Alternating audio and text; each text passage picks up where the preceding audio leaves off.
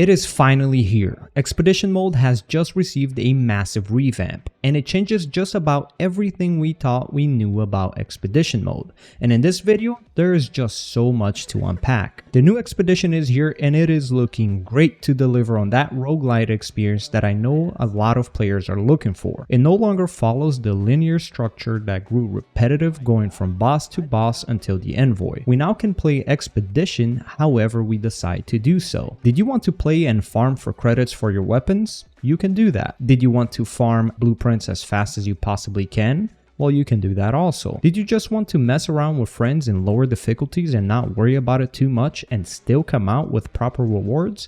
Well, you can also do that. Now, I could list out several other ways you can play this major rework, but we'll touch up on those things throughout the video. We will cover everything you need to know about the new Expedition in this video, as well as many tips and tricks you can use. Me and my friends set out to do everything that is possible to be done in this new Expedition to explain how it all works. And to do that, we started from the beginning. As we load into the game, we're met with the classic introduction cinematics, but as soon as we're up, we're met with several major HUD changes. At the top left, we now see 3 currency numbers, and these are the classic blueprints, credits, and at the very top, the new red salt. Now, we're familiar with blueprints and credits, but now we can hoard up to 50 blueprints and 5,000 credits per run, which is a huge upgrade from the 12 blueprints and a few hundred credits we used to get from the previous iteration of Expedition. And then, of course, there's the new currency, red salt. Red salt is the currency you use in each expedition. You use this currency to call down supply drops, to use decontaminators, and others. You'll find red salt and red salt deposits that look like these, as well as earning them by doing different activities around the map. Do note, by the way, that this currency is shared among the team, and the amount required to purchase supply drops and decontaminators will vary depending on the threat level of the sector you are in. Which brings us to the next point. Under the minimap, when you start off, you'll see it says threat and 1 skull next to it. Putting it simply, this is the difficulty of the area you're in, and you'll always start off in sector level 1. And the map is divided into 4 different sectors varying in difficulty. These sectors change from game to game. One game you might start off in this area and it'll be a threat level 1, and in another game that same area might actually be a threat level 4 sector, which is the highest difficulty an area can be. Now, the threat can scale up all the way to threat level 6, but threat level 5 and 6 are only found when you access dungeons. More on dungeons later on in this video. Back to the initial HUD, we see 2 new items on the bottom right of the screen: the environmental scanner and the Kukri weapon. The environmental scanner is a crucial tool, and one that you'll often find yourself using to figure out where to head to next. And the item to the right of the scanner in the HUD is the Kukri, which is a very strong melee weapon, and it is by far more superior than the knife we're used to. You can also parry with the Kukri, which seems to lower melee damage by a fairly large amount. This weapon does massive damage, and most importantly, it staggers the enemy you are using it against, which works great against big elite units such as adamants and gardeners, as well as stopping key enemies from reaching their objective. I must say, I love the Kukri, and I believe you will too. Lastly, on your HUD, there are your objectives, which upon starting the game, you're handed out 3 very basic tutorial steps, and will eventually be changed out for main objectives, as well as contracts, which are essentially side objectives. And in this HUD, you'll see what type of rewards each individual will get if there is a reward to be earned from that particular objective. So upon gaining control of your character, the first thing you'll want to do is bring out the environmental scanner and search for the Mule Communicator. These Mule Communicators give you 3 options. They can call in a supply drop, give you a contract, and call for an extraction. Next to the starting Mule Communicator, there should always be a salt deposit which you can break and loot free red salt for you to call down your first supply drop. Now, you should always do that, as well as picking up your first contract, which once again is basically your side objective. You'll be handed out a main objective and a side objective, and these vary from game to game and are completely random. In this game I played with a few friends, we were giving the main goal of requesting 5 supply drops. Do note that for each sector you may only call down 3 supply drops, so this will take us at least 2 sectors to finish this goal, and our contract is to hunt 50 strafers, which, by the way, each contract is bound to each sector. So upon leaving this sector, we will have to start up another contract on the sector we go to. So we make our way to the first supply drop, and these will work similarly to how the previous expedition worked, starting off with a small encounter for us to face before we can loot the supply drop. These supply drops contain perks, abilities, and weapons, and depending on the threat level sector you are in,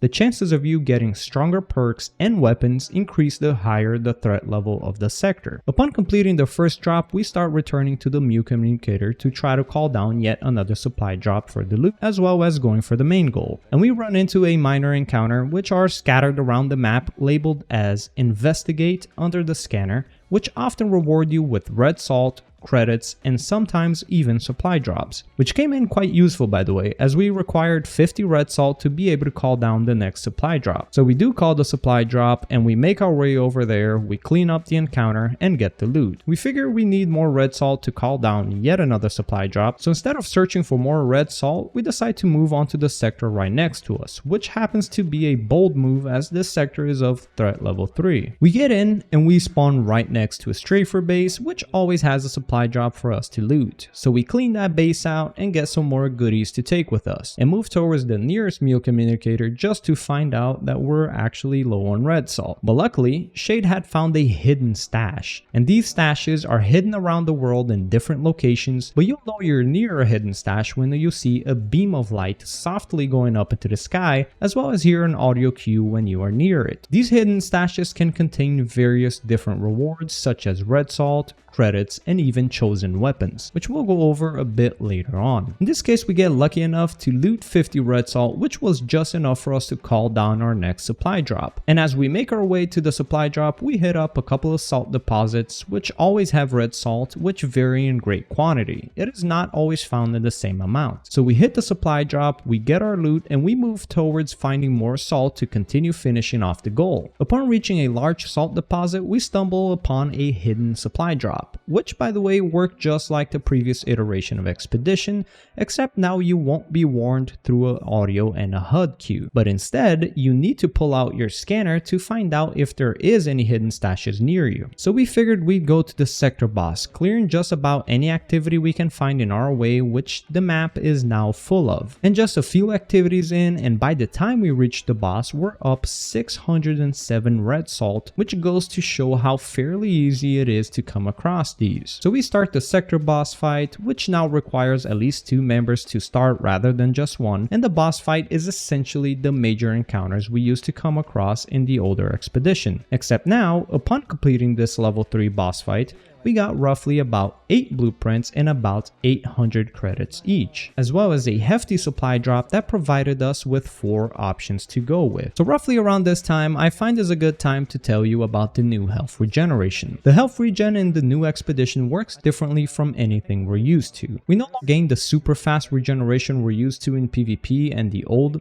expedition, but putting it simply, the way it works is the faster you're moving, the slower it regenerates. Standing still, of course, being the fastest regeneration. And the lower your health is, the faster it regenerates, and it slows down as your health increases. This leads me to believe that my main character, which is Malva, will quickly grow through the rankings as possibly the best operators to have in Expedition. Also, troopers are no longer to be slept on. Looking at you, Orbit. Their regeneration is dramatically stronger than any other operators. And so shortly after this, we figured we'll do a decontamination, which ours is already up to 3, and we want to bring it back a little. So we started decontamination, which was costing us roughly 200 red salt at this point, and we have to defend the machine so that it can properly decontaminate. If your enemies manage to blow up the decontamination machine, then you're out of luck, and you'll have to find another decontamination machine, which there are 2 of in each sector, total 8 across the entire map. Each one of these can decontaminate an entire level, so use these wisely. Now upon completing these, we figure we'll go for our main goal now that we've also already completed the contract and the boss for this area. We complete loads of activities as well as the main goal, and we find ourselves with 14 blueprints and 2,250 credits. So with a few last activities to check out, out, we proceed onto the Transverse Portal, which are portals located around the map that teleports you to a specific sector if you and your team decide to do so. Luckily for us, this was to take us to sector level 4, so we were very willing to go on for the ride. So here we were, just looking for two last things, a random event and a dungeon. And to find out whether the sector you are in has a dungeon there are two methods to do so. One is by using the environmental scanner, and if there is a dungeon in your sector, it will show its red tooltip when you are scanning. The other way is to open up the Mule Communicator, and if there is a dungeon in your sector, there will always be a contract that tells you to clear the dungeon. So without any luck using the scanner, we figure we go to the Mule Communicator only to come across one of the random events we were looking for. Now, random events trigger at random times and can often trigger when contamination level increases. In this case, we came across the Chaser event, where the world turns a bit darker and chasers roam around trying to kill you and your squad. Another event that we've come across in other gameplays is the Thunderstorm, which if you come across one of these, you best get under a building or else your team will likely wipe. So sadly, upon reaching the Mule Communicator, we come to find that here in this run, we had no luck with the dungeon. Playing these, we thought dungeons were only available in threat level 3 and 4, but I've come to find that this information is false. The dungeons can spawn in any threat level except level 1. So we figure, alright, let's drop out of that run and we get into another one. This next run, about 20 minutes into the run, we're in threat level 3,